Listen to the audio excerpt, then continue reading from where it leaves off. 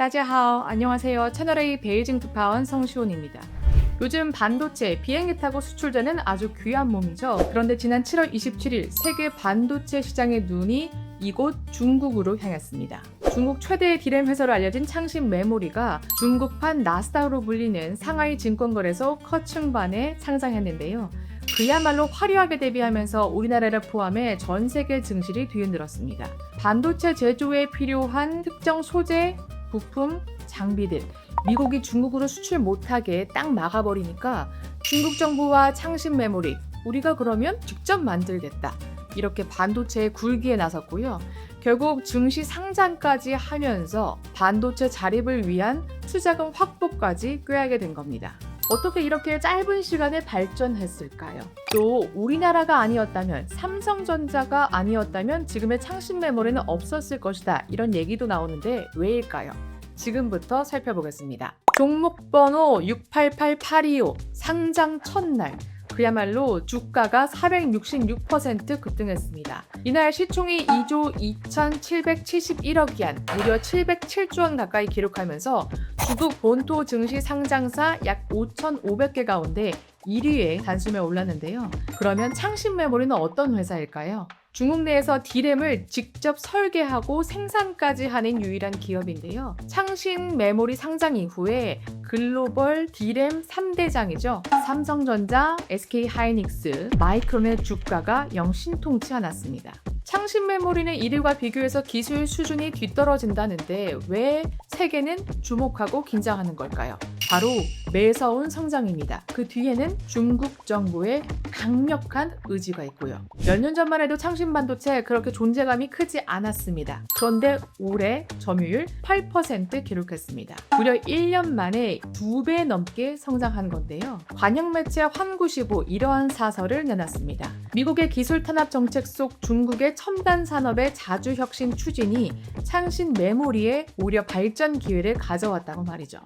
我们长期依赖进口，那么现在未来的智能手表的厂商、手机的厂商、电脑服务器的厂商，可能更多的能用到国产的内存芯片。那么对于行业而言，我们的供应链的安全性就得到大大的。 이를 보여주듯이 창신 메모리 지금도 곳곳에 공장을 추가 건립하고 있습니다. 이런 창신이 다시 한번 지구촌을 놀라게 했습니다. 바로 애플을 걷어차면서입니다. 애플이 차세대 아이폰 등을 위해서 디램 공급을 놓고 이 창신 메모리와 협상을 벌였는데 결국 결렬됐다는 건데요. 그 이유 바로 가격입니다.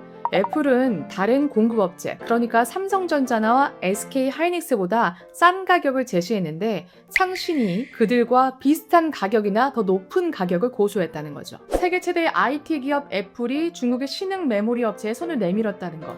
그럼에도 가격 협상에서 뜻을 이루지 못했다는 것, 이 두 가지 모두 눈길을 끄는데요. 이 배경에는 메모리 부족이 있습니다. 데이터 센터용 메모리 수요가 급증하면서 일반 소비자용 메모리까지 공급이 빠듯해졌고 가격도 크게 뛰고 있는 겁니다. 애플 역시 메모리 가격이 상승하자 그에 따른 고통을 호소하면서 이 창신에 손을 내민 건데요. 마음이 급한 건 애플이라는 거죠. 그런데 문제는 미국의 규제입니다. 중국 메모리 업체와 거래하려면 미국 정부의 규제 장벽을 넘어야 하기 때문이죠. 실제로 외신을 찾아보면 애플은 미국 정부의 중국산 메모리 사용은 허가해달라고 설득해온 것으로 알려졌습니다. 최근에는 일부 제품에 창신 메모리의 메모리를 시험 적용하는 단계까지 진전된 것으로 알려졌습니다. 다만 당장 큰 위협으로 볼 건 아니라는 분석이 나오는데요. 현재 논의되는 건 중국 내에서 판매하는 제품에 창신 메모리를 사용하는 방안이고 이것마저도 공급이 확정된 게 아닙니다. 하지만 장기적으로 보면 얘기가 달라질 수 있겠죠. 글로벌 IT 기업인 애플을 고객사로 확보한다면 창신 입장에서는 제품 신뢰성을 확보할 수 있겠죠. 여기에 다른 글로벌 고객까지 잇따라 붙고 창신이 더 높은 성능의 메모리 기술까지 개발하게 된다면 그야말로 창신의 글로벌 시장 침투 속도 더 빨라질 수 있는 겁니다. 창신 메모리는 역사가 그리 오래된 기업은 아닙니다. 삼성전자와 SK하이닉스는 물론이고요. 마이크론도 1978년 창업한 뒤 수십 년 동안 반도체 기술 개발에 막대한 돈과 시간을 쏟아부었죠. 창신 메모리는 2016년 설립돼서 이제 막 10년이 됐습니다. 그런데 이 신생 기업이 불과 10년 만에 글로벌 디램 시장의 한 축으로 성장하고 있는 겁니다. 그렇다면 창신 메모리는 어떻게 이런 빠른 성장이 가능했을까요? 중국 유일의 디램 반도체 회사가 국내 회사의 10나노대 디램 공정 기술을 불법 유출한 범행은 물론 유출된 기술을 부정 사용하여 중국 현지에서 최종 양산에까지 나아간 범행의 전모를 규명하였습니다. 여기서 중국 유일의 디램 반도체 회사 창신메모리고요. 국내 기업은 바로 삼성전자입니다. 삼성전자의 디램 기술이 창신메모리로 건너간 건데요. 당시 검찰 수사의 결과를 보면 최소 10명이 가담했다고 합니다. 당시 삼성전자 디램 핵심 연구원이었던 A씨, 틈만 나면 컴퓨터 앞에 앉아서 무엇인가를 열심히 적었다는데요. 바로 세계 유일의 10나노대 디램 공정 기술입니다. 삼성전자가 5년간 1조 6천억 원을 투입해 개발한 핵심 정보죠. 파일을 복사하거나 USB를 꽂아서 가져가면 그야말로 회사에 적발되니